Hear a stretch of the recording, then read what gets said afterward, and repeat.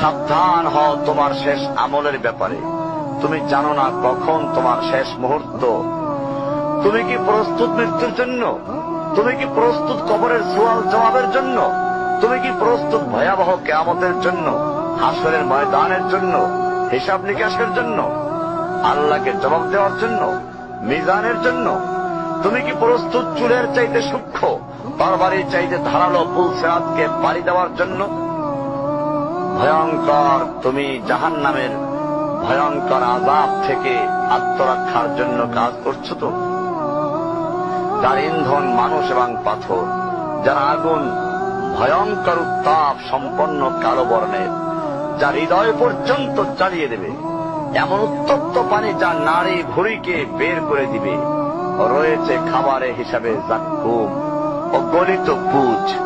জাহান্নাম অসম্ভব গভীর, ভয়াল জায়গা, কঠোর হৃদয় ফেরেশতারা নিযুক্ত, যেখানে শাস্তির মাত্রা বৃদ্ধির জন্য শরীরকে অনেক বড় করে দেওয়া হবে। চামড়াগুলো জ্বলে যাবে, বের হতে চাইবে, বের হতে পারবে না।